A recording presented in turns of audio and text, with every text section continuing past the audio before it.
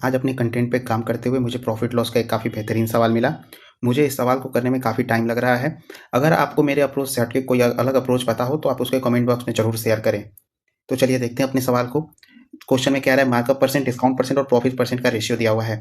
इसको हम रेशियो को एक्स के टर्म में मान लेते हैं। तो मान लेते हैं कि 16x, 5x और 7x है वैल्यू इसकी।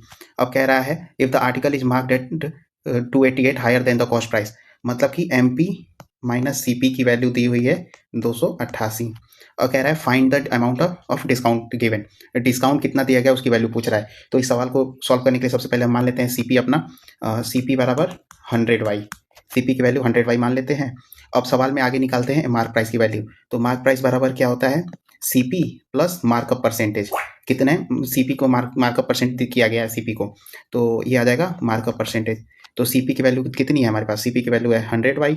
और मार्कअप प्राइस निकालने, मार्कअप परसेंटेज निकालने के लिए हमें CP में 16x% का इंक्रीमेंट करना पड़ेगा, तभी तो जाके मार्कअप परसेंटेज निकलेगा।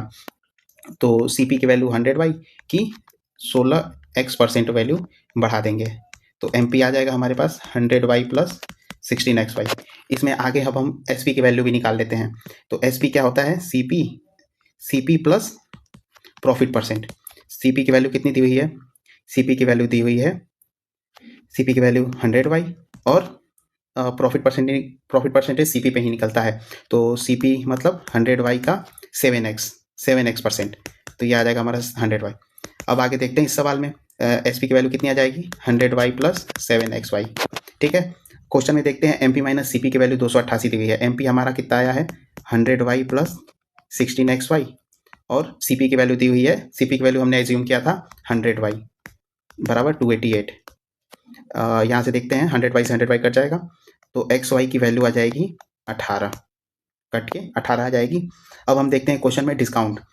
डिस्काउंट की वैल्यू कैसे निकालते हैं, डिस्काउंट बराबर होता है कितना, mark price minus selling price, MP minus SP। तो MP की वैल्यू हमारे पास थी कितनी, MP की वैल्यू है 100y प्लस 16xy और SP की वैल्यू हमारे पास कितनी आई थी 100y प्लस 7xy।